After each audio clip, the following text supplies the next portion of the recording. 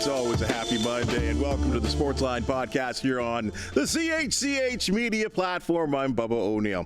Folks, I say it all the time. Southern Ontario, and the Golden Horseshoe in particular, is thriving with outstanding athletes, coaches, executives, broadcasters, and in today's case, it's the individuals in stripes.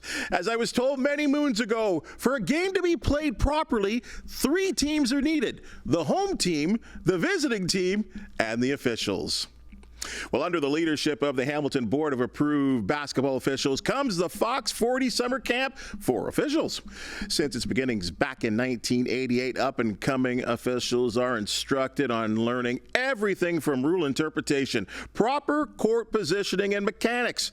Candidates are given the opportunity to observe, review, and learn from a number of Hall of Fame officials and will be inspired by outstanding guest speakers. Let's dig a little deeper into the benefits of this local 2-day extravaganza. Introduce 2 longtime members, in fact, lifers of the Hamilton Basketball Referee Board, Ron Foxcroft and Mario Suffoletta. That's music, Bob.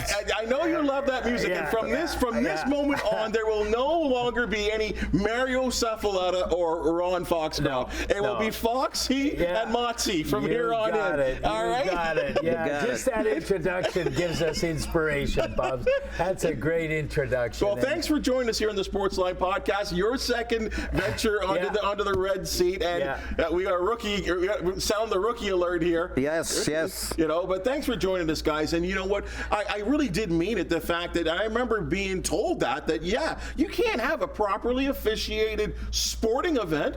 No. You got the 2 teams, but we need the refs as well too, Ron. That's right. And when you were starring at Assumption High School in football, you were the first to recognize that. No, I had Pete 26 more calling me for holding. That's right. Holding 53. Yeah, exactly. But you were very respectful to the referees because way back then in your high school days, you had that respect, which I have to say, sadly, Mott's, a lot of that respect has gone. It's diminished, and that's the problem we have in our industry. We have in our general officiating industry now. It's a terrible shortage of officials because of abuse from coaches, abuse from parents, and abuse from fans. So we actually had to change the format of our camp. Motzi's the camp director, and when we started it in 1988, it was to make good referees better. And we had a great success with that. Now it's to recruit referees into our industry. And so our camp now, which starts on Wednesday this week, is for brand new referees getting into our industry because, Bubs, the other thing we have, once we recruit people, after 3 years, 65% of referees, and I mean all sports, leave because of the abuse that I was making reference to. So Motzi, along the way, changed the theme from making good better to let's get some people. We have 60 applicants. We have 60 people at the camp this year. We have some on a waiting list, as a matter of fact. So we set it at 60 because if we had more, what we'd like to do is for those 60 to get better attention from the people that are observing them and talking to them. And also with 60 people, the theme this particular year for our camp is going to be communication. Okay? As we're in modern times now, and Ron spoke about electronics and all that stuff, the unfortunate aspect is we're so much into electronics that you can't be into electronics and be an official. Right. You must be able to actually physically look at somebody and talk to them. You can't send them a text telling them what the answer is. Okay? You have to communicate. So this way, with the 60 people, they can get together, they can find out who they are, where they go to, what they do. Because officiating, whether 2 or 3 person, is communication. Right. You have to know who you're working with. You're not there on an island by yourself. Let's go back here, Ron. I mean, you got into this, and we talk about the Olympics. We talk about your run through the NCAA, which was lengthy and certainly well charted, doing a wonderful job as the first Canadian. I got to ask you, and go even farther back. Yeah. Why? And I know you had a sport issue in terms of playing. Yeah. But what was the love for officiating for you, even far back in those days? Why? Really, really simple. The people I met. It wasn't about a great game. It wasn't about the next game. It was about the people I met. The people that I met through officiating are gold-plated, and they're still my friends today. You know, I started out, I joined the board 60 years ago, the same day as Ray Jones. Jonesy. And I mean, it doesn't get any bigger than Ray Jones. Yeah. And we were, until he passed away, lifetime friends. And you know, Jonesy, it's amazing. We were so close. He would call my office every day and say, refs suck, and hang up. And Jonesy was the reason that I installed call display, because I saw 388-3313, and that's Jonesy. I know exactly what he's going to say. For the last 20 years, he would say, refs suck, but it was on my voicemail. But, you know, Motsy and I have been life friends, and we go down the list. It's about the people you meet. Our industry is wonderful. And the other thing, Motsy brought up a really good point. Communications today in officiating is so important. In other words, give the coaches an ear. And some of our guest speakers, we have a Hall of Fame list of alumni guest speakers. This year, it's Paul Jones from the Raptors. Okay. We've had Chuck Swirsky. We've had Dick Bavetta, Hall of Fame, and we've had Jack Armstrong. And, hello. And you know, Bubs, I should tell you, I'm responsible for Jack's media career. When he was coaching, I heard something about this. He was coaching Niagara. We're in New York. He's down 16, and we meet in the tunnel, and he cusses me. And of course, Father Levesque, the president of Niagara University, was standing beside him. And I knew Jack wanted a technical foul to inspire his team. So I teed him up. He came out in the second half, all fired up. The refs are against us. We're against the other team. We're against the refs. We're against Fox. He won the game. Unfortunately, Father Levesque wasn't as impressed with the language he used, and he fired him. Oh! Yeah, he fired him. And Jack called me. It was a Saturday game in New York. He called me on Tuesday. He says, well, you got me fired. Please get me hired. Call the Fan and give me a reference. I've just applied to be the radio voice of the Raptors 27 years ago. Wow. They hired him. Jack Armstrong, my dear friend, my golf partner. Now, is there anybody better other than you, Bobs? No, he's the king. He's the king of communication. But Dick Bavetta, wow. Paul Jones, and you know who was a great speaker? Herbie Kuhn. Yes. Herbie Raptors announcer, for those that don't know, like, just sits outstanding. beside me at the Raptor games, and he came in, shook hands with every camper, looked him in the eyes, right, Mats? Yes. And taught people communication skills, which is part of, you know, skills you learn as a referee are transferable. And that's one of them. People communication skills that you learn being a referee. The other thing you learn is patience and understanding. Right. And you're in an uncelebrated constituency, so you have to you have to learn how to take constructive criticism. Is that right, Mats? Without a doubt, Fox, without a doubt. And sometimes it's not constructive. No. And the way Fox said to the people that he's mentioning, John Clafferty was another one. Now, those names to people, the younger people nowadays, don't really mean much. But to us, they do, because they were the officials at the time that they were always on CBS.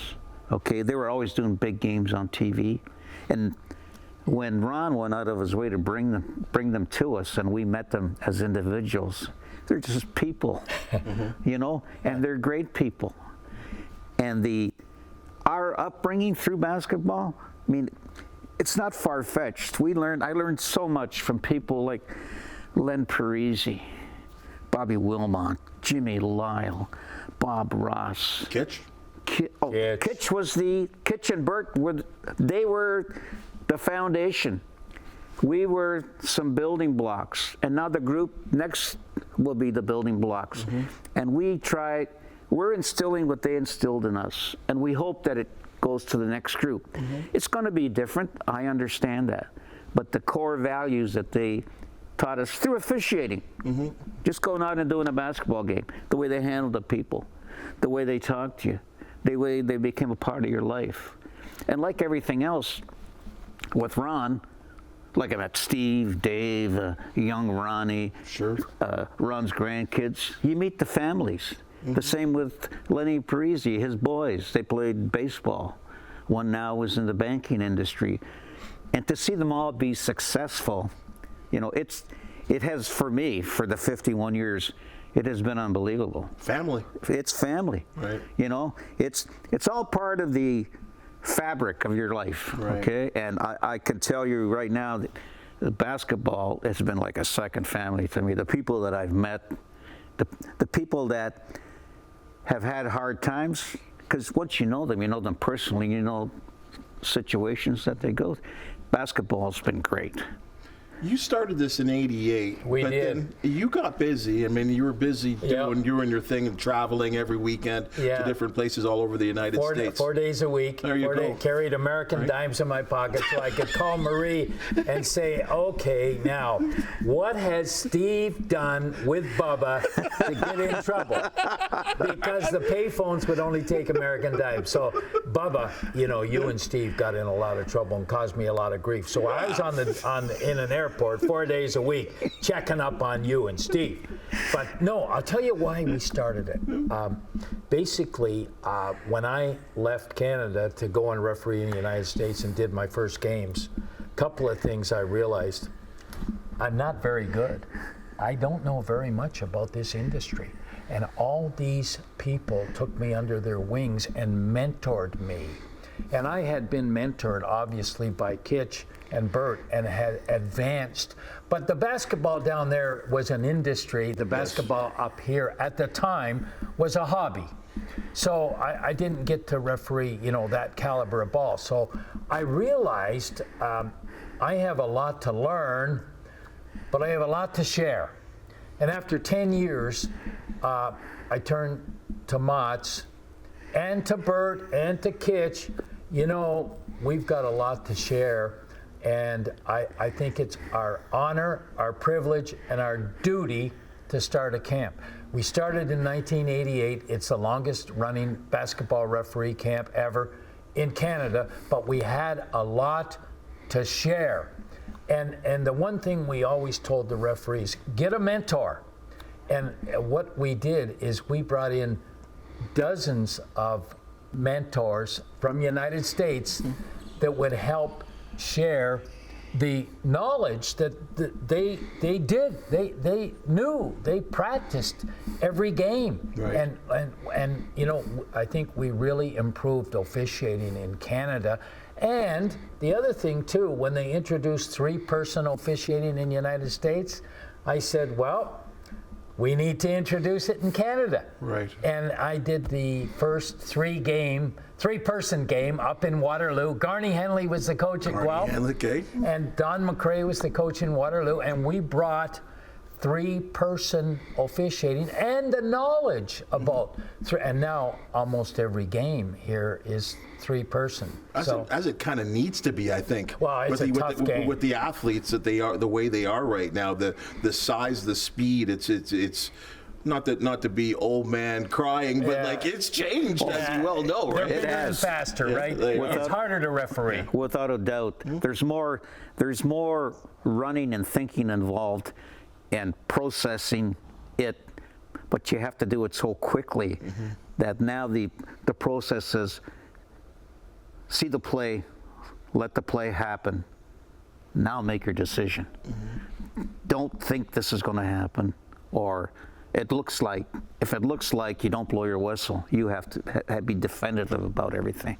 You know, I'm glad you brought this up because the speed of the game is so great. I mean, I think of a block charge, right? Like, which is got to be one of the hardest things to ever. The hardest. I mean, and it's so hard, and I know there is proper interpretation in the rule book. But also sometimes I would think that, and you correct me if I'm wrong here, sometimes there's got to be common sense that goes into the interpretation of the actual rule book.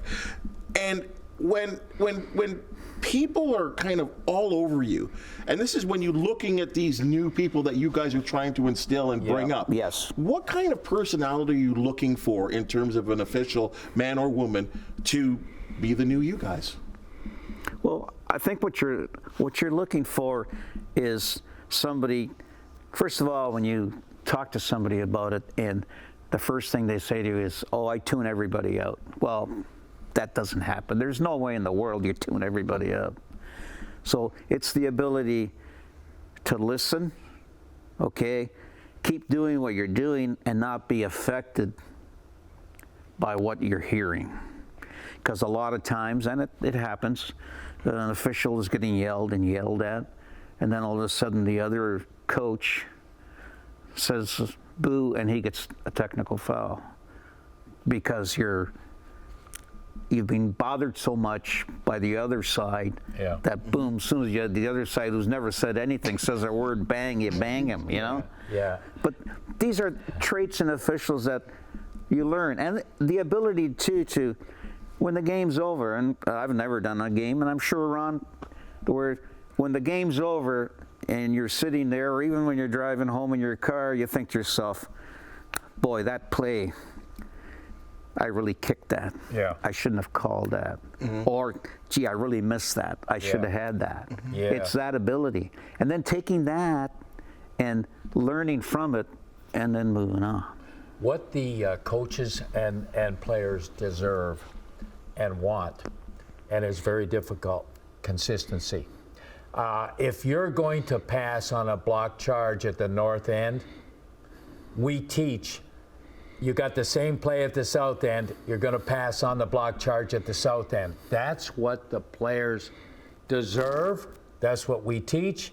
That's what they want. They want consistency. Motzi made the comment that we're going to kick one. Well, you don't deliberately kick one at this end and kick one at the other end. I'm not making reference to that. What I'm saying is you have to have it in your mind that if you're going to pass at one end, then on the very same play at the other end, you're going to take a pass. And by the same token, if you're going to call it here, call it there. That's what they deserve. That's what they want. Will the coach understand that, though?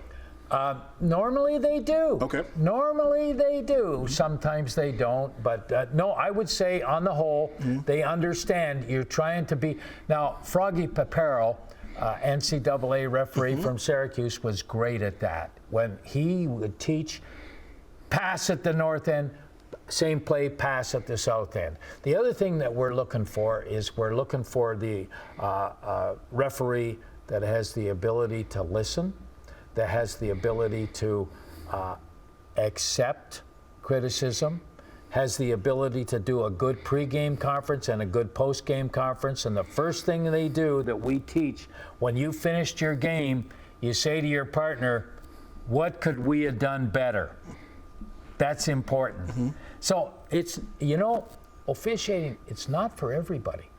Like, not everybody can manage the abuse that referees take.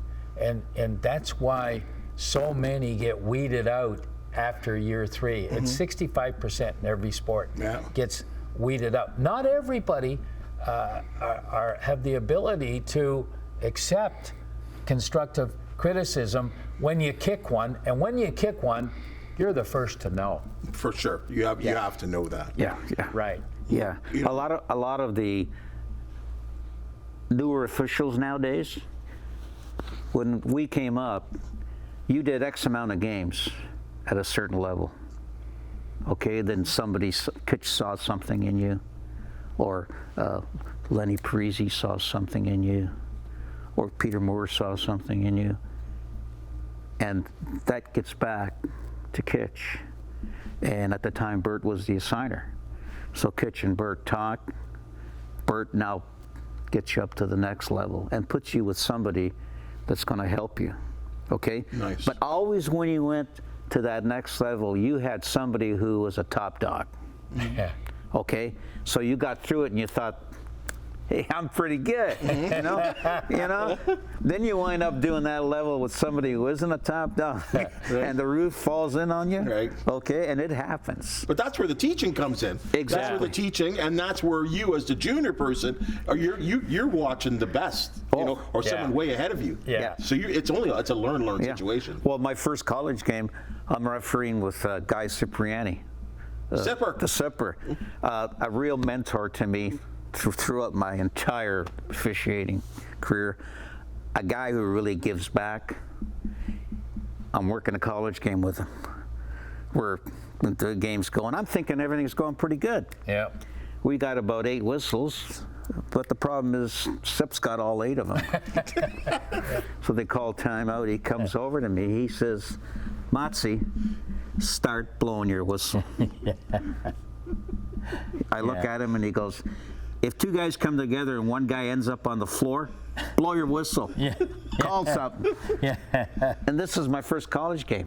So I could very easily have retreated, okay, but I took what he gave me and I started blowing my whistle and stuff, and I got comfortable into it, okay? But that was because of his mentorship.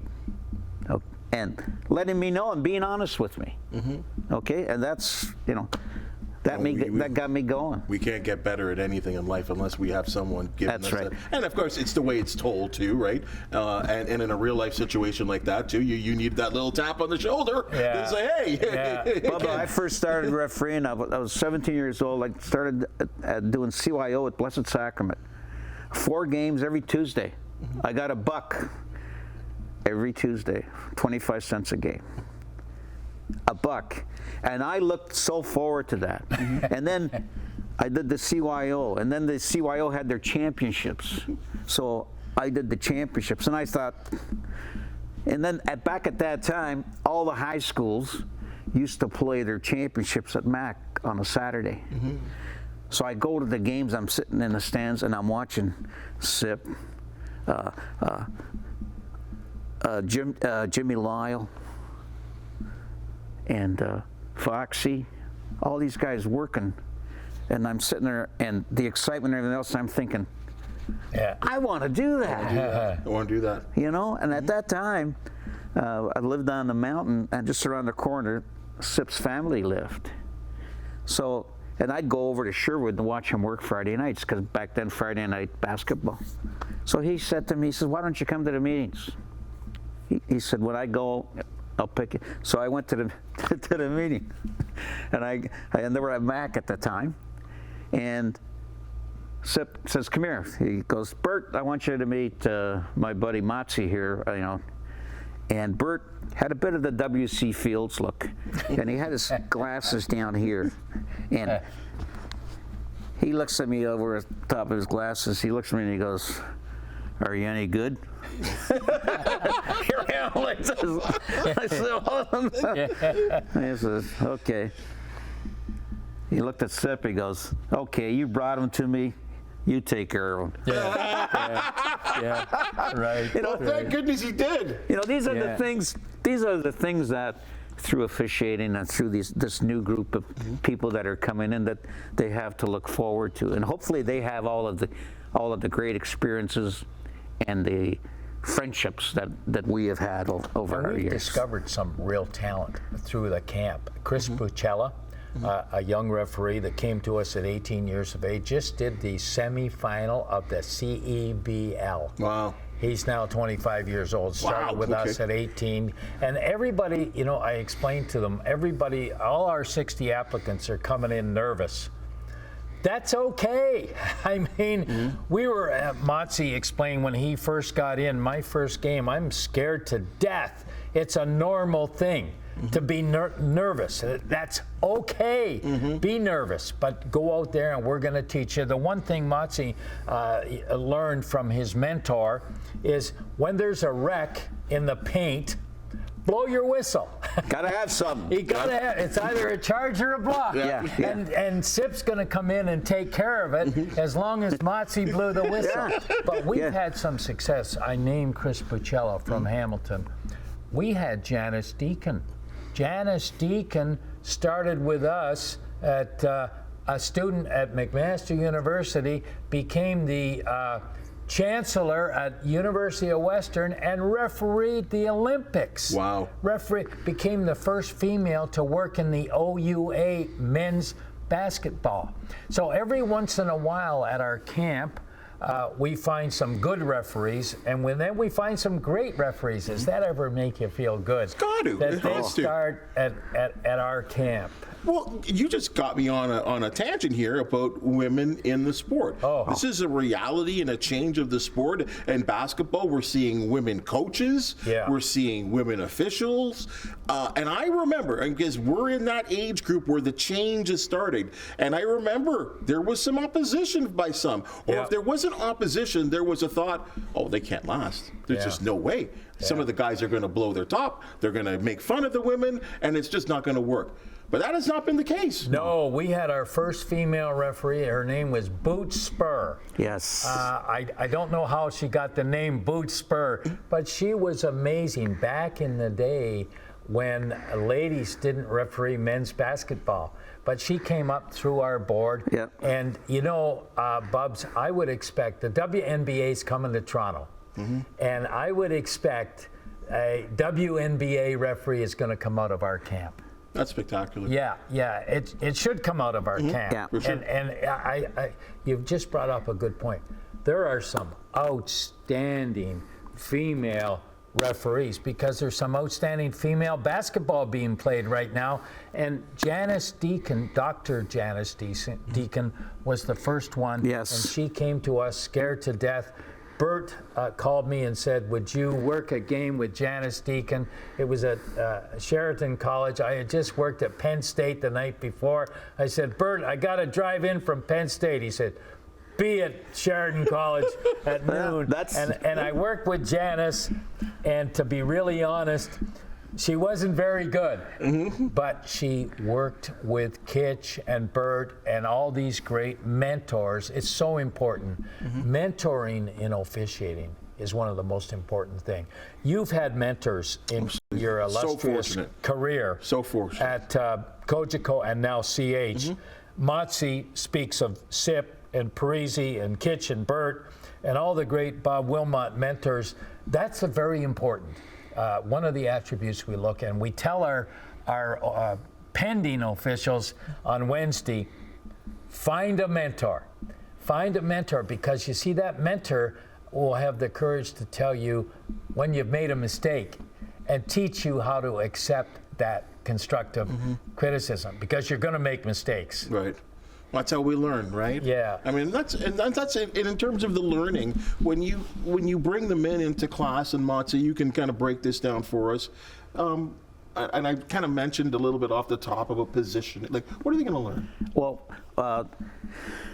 we've tweaked the camp a little bit this year. Where we used to have everybody in a group, say 60, what we've done now is we have a 2.5-hour period in the morning and a 2.5-hour period in the afternoon.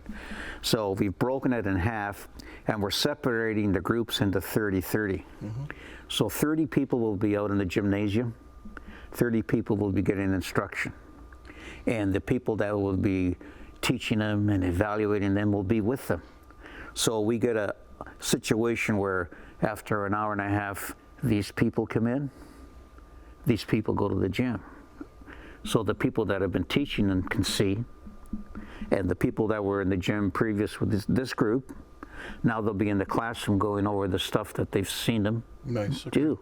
And that way, with having 30 and 30, it gives us an opportunity to have more direct contact with them. Sure, less than rather than like everything of being a big group and you're at the back of the line and you're twiddling your thumbs, you know. And that way, this is our first year trying to do it this way, and I think it's going to work because it'll give us more contact with them, more personal contact, more communication. Bubs, one of the things about officiating that's difficult to improve, you have to work hundreds of games. Yep. And that's the only way you can improve and to get better and have people watch you and mentor you and correct you and so on. So there's a great sacrifice to our industry because to work hundreds of games means you're going to miss something in life. Yes. So, but that's one of the difficulties we have. You have to work hundreds of games. Also, you have to have 100 games under your belt to make up for the bad game where the roof falls in. And we were told when we were coming up that anybody can referee a game when things are going great. When things are going in the basket and they're not doing crazy things, the coaches aren't coming down your throat, and everything's going smooth, anybody can do that. But it's when the roof falls in. Wow, this is good. I'm glad you walk right into this, Ronnie, is that when the roof caves in the NBA, I don't want to call it a crutch. Let's call it an assistant. Yeah. There's replay now. Right. And I don't know where this works in with you guys and teaching the young kids as well, too, because when you do get to that level, there is the benefit in some ways for the sport of replay. Yeah. How has that changed officiating in basketball? It hasn't changed at our level. At the high school level and the community level, it hasn't changed because we don't have replay. But in the pro sport, I work for the NBA, and basically the officials want to get it right. And they've got the technology now to help them get it right under review, command centers, and so on. I think, and I might get in trouble for saying this, technology may have gone too far. You know, like it used to be back in the old days, you missed one at the north end, you missed one at the south end, and it all worked out. But now they might watch the replay 7 times in slow motion. Frame by frame by frame. Yeah, Yes. Right? yeah. But to directly answer your question, do officials like replay? Yes. What do officials want? They want to get the call correct. And we don't refer to a good call or a bad call. That's a reference made by the fans. We make a reference to calls correct or incorrect. Fair. And we like, when I was at that level, we like replay. If it assists us, if we've made a mistake and assists us and get it right, we like it because the players deserve the calls to be correct. They deserve that referees get it right. At our level, we don't have that. We don't have that technology at the high school and community level, so it's really not an issue. But what we have to teach and what they have to learn is the fact you're going to get a game where the roof falls in. And, you know, that can't affect your next call.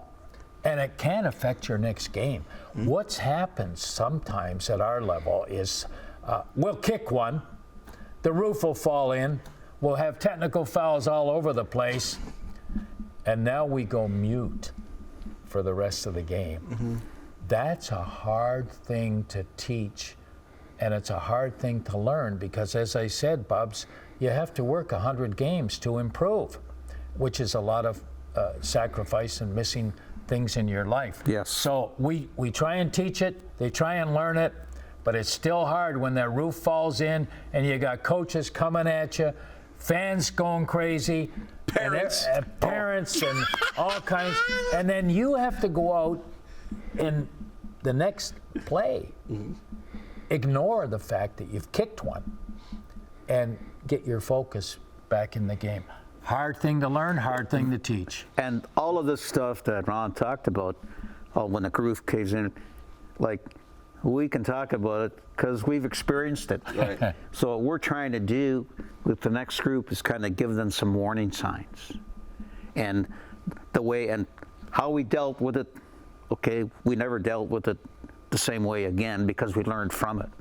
So we're kind of letting them know this is what's going to happen sometimes, you know. So when this happens, you need to do this instead of that. Don't give personal opinion. Just give rule book answers. Hey, how come that's not traveling? Well, I didn't think he moved his foot. That's not an answer, okay? The answer is, Coach, he didn't move his pivot foot. That's the rule book answer. And those are the answers you should be giving. Right. And through time, like everything else, when you get experience, you get better. The people get to know you better. They have confidence in you better, and then you're here. Right. Like some of the problem nowadays is the officials they'll do one game here, and all of a sudden, okay, what's next?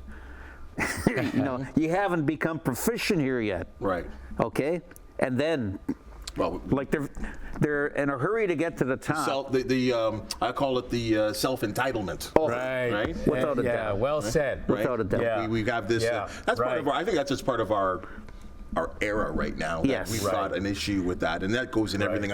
I see it in broadcasting. Yeah. Yeah. I think it's funny that you guys talk about these moments of crisis, of when Yep. you know you've got to make split-second decisions and all this kind Yeah. of stuff, because it's not just exclusive to basketball. No, any I mean, sport. we're seeing it. I Yeah. mean, right now it's under a heavy focus in the Canadian Football League It is. with the command center, Right. what's going on. Like, Yeah, there's yeah. there's a heavy scrutiny on this right Right. now, and should we even have a command center? Is it being presented right by the Right. team? You know, what are the guys? Because remember, the way TSN presents it, all you got to see is the back of people's right. heads, right? Yeah. So we don't even know, and you've got a son Yeah. that's involved in this too. Yeah, hasn't been in there for 2 weeks. We got to clarify that. So he's not involved. Yeah, hasn't been in there in 2 weeks. the last 2 weeks But have been he's a- in there. Yeah, he's in there. That's good officiating. Yeah. He's sticking up for his partner. Exactly. You know? That's right. Yeah. Well, guys, I think it's fabulous that you're doing this and bringing up and culturing, setting a culture for new people to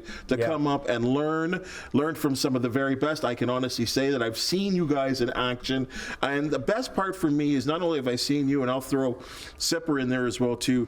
I've heard it from players and I've heard it from coaches, and the respect that they have for you guys for what you have done in your craft. You chose not to play. You chose to take another angle, and like I said, it comes right back to that thing about having the visitors, the home team, and the officials, and Yeah. all working. Yeah. The camp is sold out for this year, but we want to look forward to it. Motzi, where can people that have watched this podcast right now say, like, I want in for next year? This is something I could be interested in. What you do is we have a website, hamiltonboard.org. Everything's there. You go to education and rules. Okay, you click on that, and the camp will be on there. Now, people that are interested in officiating, if they can't come to the camp, they can also start in September when we start having our meetings. And we have them at Bishop Bryan High School, and all this information will be on that website. And we meet twice a week. We go over rules. We go to the gymnasium, and we do that twice a week. And then when the house leagues start up, okay, they'll get games in the house league, and like everything else, they'll work. We will come out to see them, and they'll progress according to how they're progressing. The Okay. campers have a head start, though. Oh, the campers will definitely have a head start. They have a head start in September. That's fair. That's Yeah. fair. Because they have the big, but if the people haven't signed up and they say, okay, well, I can't do it till next year. Well, no, you can come in September. Even if Okay. they have questions. Sure. Yeah, and sure. everybody's welcome. And then they don't have to make their minds up whether or not they want to join the board till the end of October. Okay? And if they want to join the board, there's a membership involved, and you'll start doing games. We'll come out and watch. And there's nothing like Ron alluded to earlier, like this Wednesday, I'll go out in the gym, Ron will go out in the gym, he'll see some people refereeing, and you know what, Bubba? It's that all of a sudden somebody catches your eye. You know, we see it. They've got it. Okay, they have that ability. You know, and we all see it in all sports. Okay, if you've been involved with any kind of coaching or officiating, you see it and you go, "That's like this kid, Chris Bacella." Like, it's just born into you.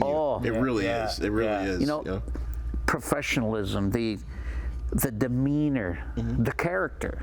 You got to have character. You got to have character. You can't have an ego. Okay, and the toughest thing about officials is when they're told something, accepting it without saying, yeah, but. Yeah.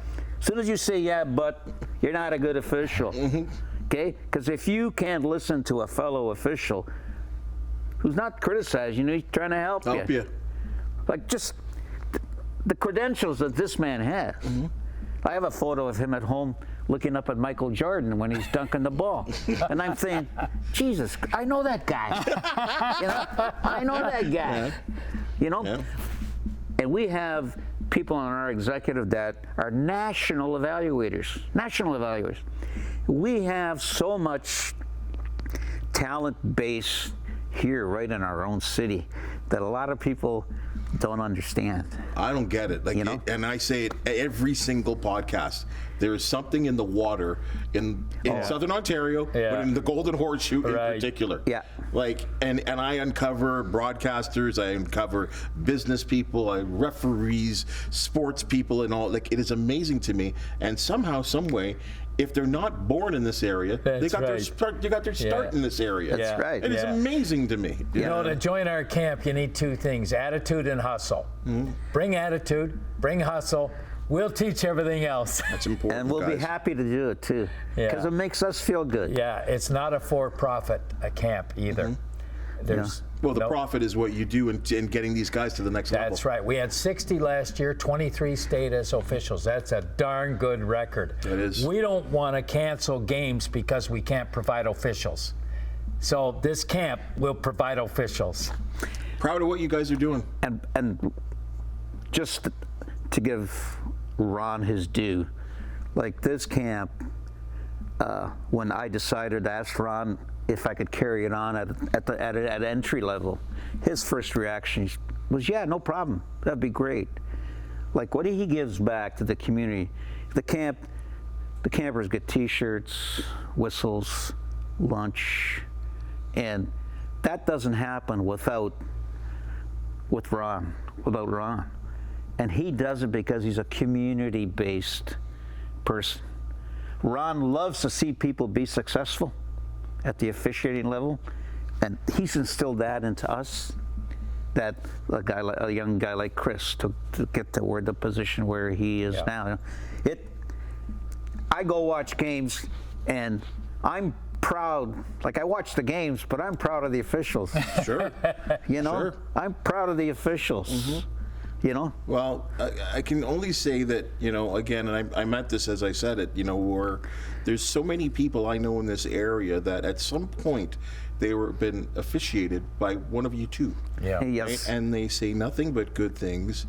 So many of them you have forged relationships with. That's right. And they're players, right? Yeah. And have nothing but good things to say about you.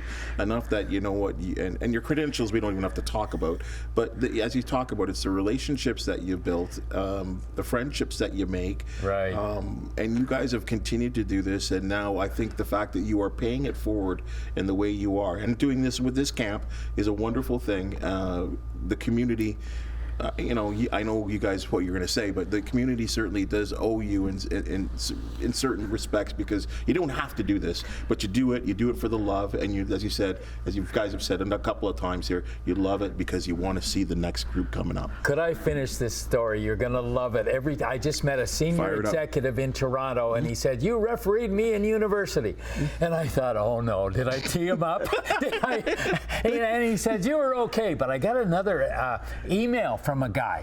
He said, "I'm in Texas and you refereed me in Canada at university basketball and you were rotten." and then he said, "However, However, in watching some of the current referees I've been watching on TV, you were pretty good. Congratulations on getting the Order of Canada. Goodbye. Oh, yeah. Guys, thank you so much for coming in. Oh, our pleasure, Thanks, Bubba. Bob. Good luck Our with the pleasure. camp. We Thank really, you really very appreciate much. it. Much appreciated, All my right, friend. guys. Hey, folks, that's the Sportsline Podcast for Monday, August the 19th. And if you just seen it, heard, we love talking sports with folks from the highest level at all levels of the sport. If you do know of an athlete, team, or event to promote the Sportsline Podcast, you want to hear from you. Please hit the 5-star thumbs up, like, and subscribe button. If you do have something to say, please comment. We love it and we appreciate it. For the excellent people that make the Sportsline Podcast possible, thank you so very much, and we'll see you tomorrow.